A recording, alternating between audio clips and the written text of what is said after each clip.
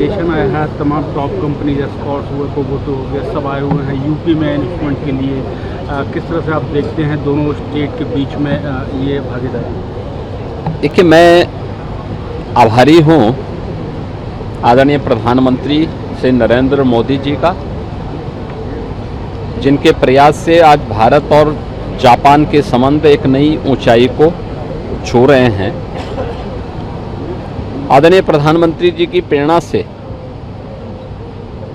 Japan के साथ हम लोगों ने इस संवाद के कार्यक्रम को आगे बढ़ाया था और 2024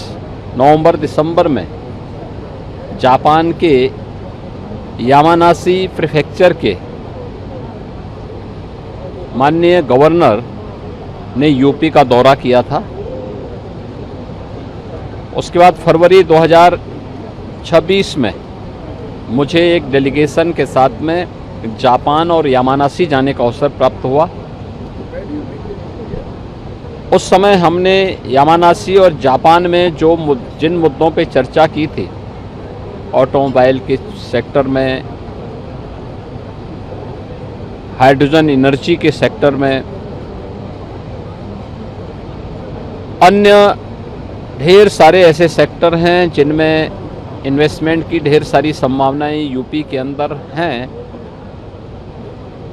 और उसी बात को लेकर के 200 से अधिक investor, industry leaders, CEOs Yamanashi के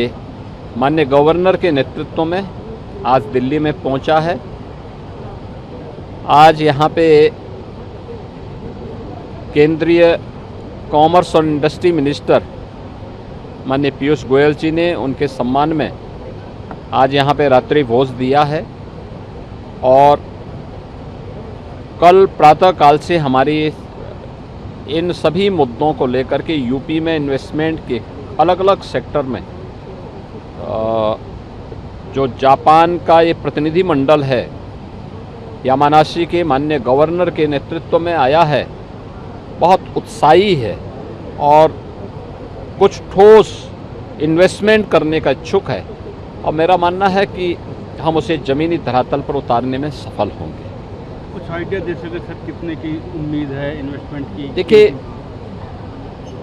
जापान के दौरे के दौरान 1.5 लाख करोड़ से ऊपर के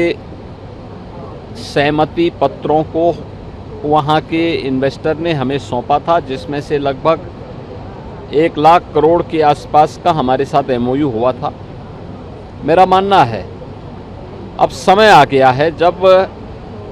कल हम जो इनॉग्रेशन सेशन होगा हमारा, उस समय भी और इसके बाद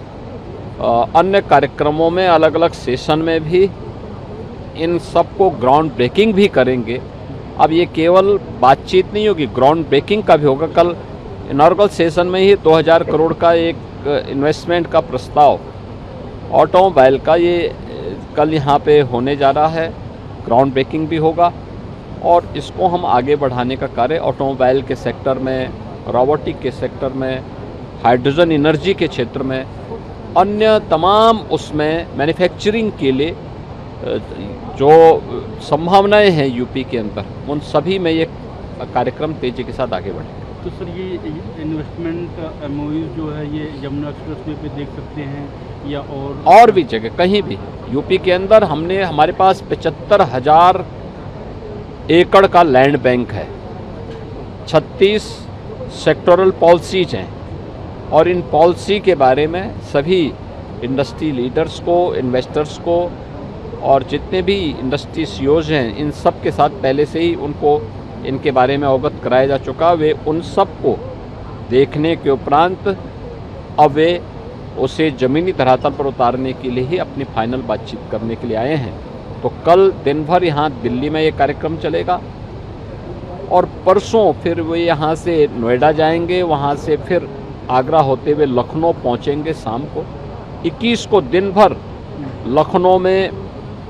जापान के यामानाशी और पूरे जापान भर से आए हुए इस प्रतिनिधि मंडल को वहाँ पर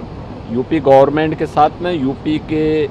इंडस्ट्री लीडर्स के साथ बातचीत करने का, उनके साथ इंटरेक्शन का इनका कार्यक्रम है। फिर 22 को ये पूरा डेलीगेशन वाराणसी में जाएगा। वाराणसी में सारनाथ में उनका एक कार्यक्रम होना है, फिर गंगा आरती के कार्यक्रम के साथ जुड़ेंगे और बाबा विश्वनाथ धाम में दर्शन करने के उपरांत फिर ये वापस जापान रवाना होगा। एक बड़ा, पहली बार इतने बड़े पैमाने पे जापान का कोई डेलीगेशन इन्वेस्टमेंट की दृष्टि से भारत में आया है और मैं इसके लिए यामानाशी के जो माननीय गवर्नर हैं उनको और उनकी पूरी टीम को हृदय से धन्यवाद देता हूं कि वे इस पूरे कार्यक्रम को उन्होंने जिस सहृदयता के साथ लेकर के और अपना यहाँ पे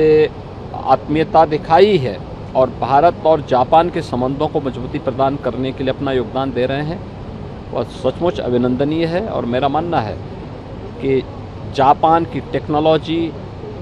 जापान की समयबद्ध तरीके से अपने कार्य के प्रति अनुशासन, ये सभी जो उनकी उपलब्धियां हैं, तो यूपी के अंदर उस उपलब्धि के लिए यहाँ पे 56% से अधिक की हमारी यंग वर्कफोर्स एक स्केल के रूप में, स्किल के रूप में और डबल इंजन सरकार की स्पीड के रूप में यूपी के अंदर वह सब उनको दिखाई देता है और यूपी